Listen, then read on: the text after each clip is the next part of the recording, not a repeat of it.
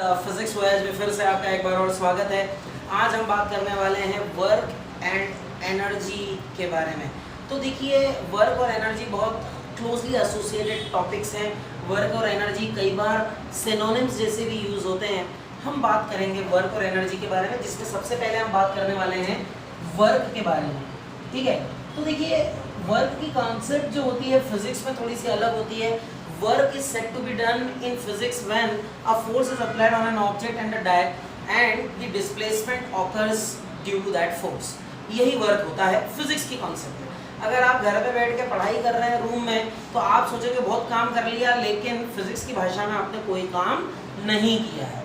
ठीक है, तो देखिए वर्क के बारे में थोड़ी सी बात बताऊंगा। जैसे एक ऑब्जेक्ट है जिसका मास m है, और इस ऑब्जेक्ट को रखा है मैंने एक सरफेस पे, और मैंने मान लीजिए एक फोर्स लगाया F वेक्टर इस डायरेक्शन में। जब मैंने फोर्स लगाया तो मान लेते हैं कि इसका डिस्प्लेसमेंट जो है S वेक्टर इस डायरेक्शन में हुआ, और इनके मध्य जो एंगल है वह कितना है, थीटा एंगल है। ठीक है, अब आप देखिए कि अगर मुझे वर्क डन निकालना है इस फोर्स के कारण, देखिए अगर मान लें कि ये फोर्स जो है ये इस तरफ ही लगता होता, डिस्प्लेसमेंट की तरफ ही लगता होता, तो कोई दिक्कत ही नहीं थी। क्यों दिक्कत नहीं थी? इसलिए दिक्कत नहीं थी क्योंकि उस समय हम केवल फोर्स और डिस्प्लेसमेंट को मल्टीप्लाई करते थे। परंतु इस वाले केस में हम ऐसा नहीं कर सकते हैं। क्यों? क्योंकि फोर्स और डिस्प्लेसमेंट के बीच में क्या है, एक एंगल है। याद रखिए, यहाँ पर अगर आपको वर्क डन निकालना है तो एक्चुअली आप F इंटू एस डायरेक्टली नहीं कर सकते। क्यों नहीं कर सकते? क्योंकि ये जो फोर्स लग रहा है, ये फोर्स डिस्प्लेसमेंट के डायरेक्शन में नहीं लग रहा है। तो आपको एक्चुअली क्या करना है, आपको एक्चुअली फोर्स का डिस्प्लेसमेंट के डायरेक्शन में कंपोनेंट निकालना होगा। और आप जानते हैं किसी वेक्टर का किसी डायरेक्शन में कंपोनेंट जिससे कि वो एंगल थीटा बनाता है, वो कितना होता है, F cos थीटा या A cos थीटा होता है। तो फोर्स का इस डायरेक्शन में कंपोनेंट कितना हो जाएगा, F cos थीटा हो जाएगा, multiplied by of course displacement. क्योंकि वर्क को कैसे डिफाइन करते हैं, work is defined as force multiplied by displacement. तो यहाँ वर्क डन आ जाएगा F cos theta into S। ठीक है, अब आप जरा ध्यान से समझिएगा कि अगर मैं इसको लिख दूं W is equal to F S cos theta, तो बड़े आसानी से मैं लिख सकता हूँ F S cos थीटा, और वर्क डन जो होता है वह हो जाएगा F vector dot S vector. हमने वेक्टर्स में dot product of two vectors को डिफाइन किया है, हमने उसे बहुत डिटेल में पढ़ा है। तो वहां पर मैंने बात भी की थी कि अगर एक वेक्टर का दूसरे डायरेक्शन में कंपोनेंट लेते हैं और उसका मल्टीप्लाई दूसरे वेक्टर के मैग्नीट्यूड के साथ करते हैं, तो ये जो होता है इसे अपन क्या कहते हैं, वेक्टर प्रोडक्ट कहते हैं। ठीक है, तो अब मैं उसको डिटेल में नहीं जा रहा हूँ। अगर आपको लगता है तो आप उसे रिविजिट कीजिएगा, आपको समझ में आ जाएगा। डॉट प्रोडक्ट में उसके बारे में ज़्यादा नहीं बता रहा हूँ। अब आप देखिए इस particular expression W equals to F S cos theta में मैं थोड़ी सी बात करना चाहूँगा। तो देखिए अगर मैं बात कर रहा हूँ W equals to F S cos theta के बारे में, देखिए W equals to F S cos theta में आपको दिख रहा है कि जो वर्क डन है वह कॉस थीटा डिपेंडेंट है। ठीक है, थीटा की अलग अलग वैल्यू के लिए कॉस की वैल्यू अलग अलग होती है।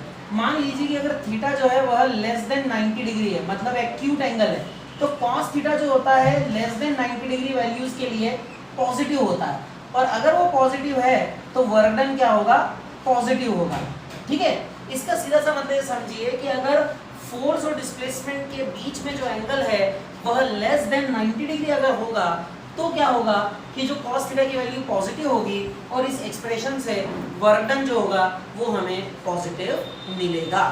ठीक है, अच्छा इसका दूसरा केस भी हो सकता है कि थीटा अगर ग्रेटर देन 90 डिग्री है, अगर थीटा ग्रेटर देन 90 डिग्री है तो ऑब्ट्यूज एंगल होगा, और ऑब्ट्यूज एंगल जब होता है तो cos थीटा जो है वह क्या होता है, नेगेटिव होता है, और इस केस में वर्क डन क्या हो जाएगा, नेगेटिव हो जाएगी। ये इसका दूसरा केस है जिसमें वर्क डन क्या होगा, नेगेटिव होगा। यहाँ वर्क डन क्या है, पॉजिटिव है। ठीक है, हम बात भी करेंगे इसके बारे में। फिर इसके बाद में थीटा है अगर 90 डिग्री, अर्थात फोर्स और डिस्प्लेसमेंट के बीच में अगर 90 डिग्री का एंगल है, अगर ऐसा होता है तो work done by such a force is said to be zero work done. Why? Because when theta is 90 degree you know that cos 90 is 0, and if cos 90 is 0, then in that case work done by that force will be 0. अब ये तीनों cases जो है इनको हम थोड़ा सी बात करते हैं, अलग अलग केसेस में हम इन्हें डिस्कस करने की कोशिश करते हैं, इनके एग्जांपल्स डिस्कस करने की कोशिश करते हैं। थीटा लेस देन 90 है, थीटा लेस देन 90 होगा तो वर्क डन पॉजिटिव होगा। अगर मैं एक एग्जांपल लेता हूँ, थीटा लेस देन 90, मान लीजिए 0 डिग्री का एग्जांपल ले लेता हूँ। अगर मैं क्या करता हूँ, मैं अगर ऑब्जेक्ट को ऐसे ऊपर फेंकता हूँ, अगर मैं किसी ऑब्जेक्ट को ऊपर फेंकता हूँ तो देखिए ऑब्जेक्ट जो है वह ऊपर जा रहा है ना। अगर ऑब्जेक्ट ऊपर जा रहा है तो उसका डिस्प्लेसमेंट किस डायरेक्शन में होगा, ऑफ कोर्स डिस्प्लेसमेंट जो होगा वो ऊपर की डायरेक्शन में होगा, एस वेक्टर। और अगर मैं बात करता हूँ फोर्स अप्लाइड की, तो जो फोर्स मैंने अप्लाई किया है वो ऊपर की डायरेक्शन में किया था, तो work done by the force which I applied वो क्या होगा, उसमें आपको देखना है कि थीटा कितना है। तो थीटा कितना है, 0 डिग्री है। और याद रखिए थीटा अगर 0 डिग्री है तो cos 0 क्या होता है, cos 0 1 होता है। और इसलिए जो वर्क डन है वह क्या होगा, वर्क डन पॉजिटिव होगा। तो देखिए when we throw an object vertically upwards, then work done by the force applied by us over the object, that work done would be positive। वो वर्क डन क्या होगा, पॉजिटिव होगा। चलिए इसके बाद अब बात करते हैं नेगेटिव वर्क डन की। उसके लिए थीटा मतलब कि फोर्स जो है वह ग्रेटर देन 90 डिग्री होना चाहिए। ये आप समझ गए हैं, इसको आप अपनी भाषा में लिख लीजिएगा, मैं इसको हटा देता हूं ताकि कंफ्यूजन कम रहे। अब बात करते हैं हम बात करते हैं theta is greater than 90 degree की। ध्यान से समझिएगा, अगर थीटा ग्रेटर देन 90 डिग्री है तो work done by the force क्या होगा, वह नेगेटिव होगा।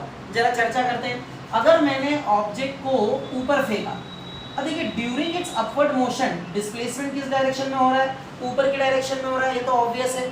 ऊपर की दिशा में, ऊपर की डायरेक्शन में क्या हो रहा है, डिस्प्लेसमेंट हो रहा है। लेकिन अगर मैं बात करता हूँ वेट ऑफ द ऑब्जेक्ट की, तो देखिए वेट ऑफ ऑब्जेक्ट कहाँ लग रहा है, वर्टिकली डाउनवर्ड्स लग रहा है, ठीक है ना। तो देखिए weight of object vertically downwards लग रहा है और ये किसके कारण होता है, ग्रेविटी के कारण होता है। That is due to gravitational force of earth, that is gravity. तो देखिए ग्रेविटी नीचे की तरफ लग रही है और डिस्प्लेसमेंट ऊपर की तरफ हो रहा है। तो अगर मैं बोलता हूँ फोर्स एफ वेक्टर जो कि ग्रेविटी को डिनोट कर रहा है, तो फोर्स जो है वो डिस्प्लेसमेंट के अपोजिट डायरेक्शन में। तो during the upward motion of an object at each and every point, gravitational force is acting vertically downwards, and if it is happening, then do remember that work done by the gravitational force during the upward motion of the object is negative। क्यों negative होगा, क्योंकि ये जो angle है इनके बीच में वो कितना है, 180 डिग्री है। और अगर 180 डिग्री एंगल है वो ऑब्ट्यूज एंगल है, ऑब्ट्यूज एंगल है और 180 डिग्री, आप याद रखिए cos 180 डिग्री की वैल्यू कितनी होती है, -1 होती है। इसलिए वर्क डन क्या होगा, नेगेटिव होगा।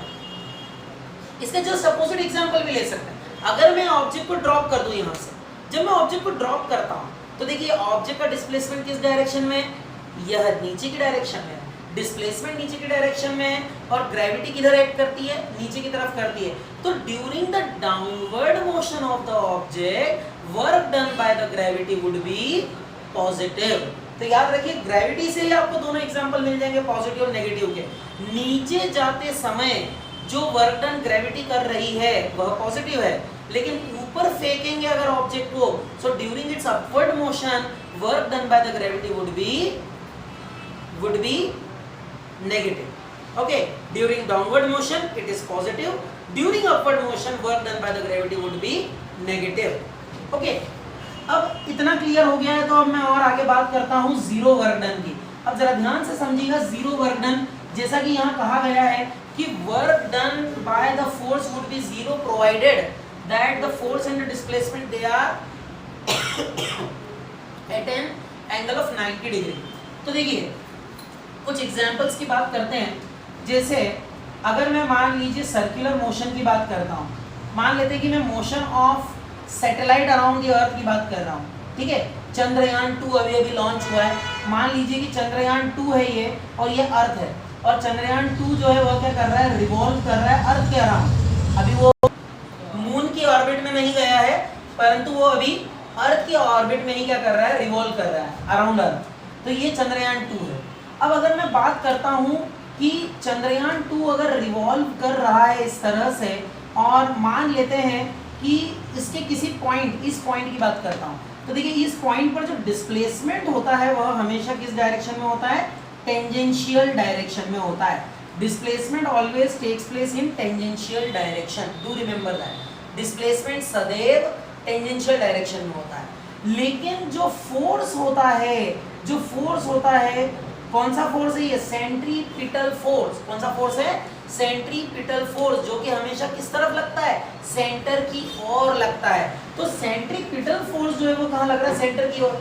देखिए ये टेंजेंशियल है और ये सेंटर की ओर लग रहा है। याद रखिएगा सेंटर की ओर रेडियली लगने वाला फोर्स और टेंजेंशियली लगने वाले फोर्सेस एक दूसरे के क्या होते हैं, परपेंडिकुलर होते हैं। एक दूसरे के क्या होते हैं, परपेंडिकुलर होते हैं। और क्योंकि वो एक दूसरे के परपेंडिकुलर हैं, यहाँ पर देखिए उनके बीच एंगल कितना हो गया, 90 डिग्री हो गया। और अगर एंगल 90 डिग्री हो गया तो याद रखिए, आपको पता है cos 90 क्या होता है, 0 होता है। और अगर cos 90 0 होता है तो आपको एक बात समझ में आ जाएगी कि जो वर्क डन है वह क्या हो गया है, 0 हो गया है।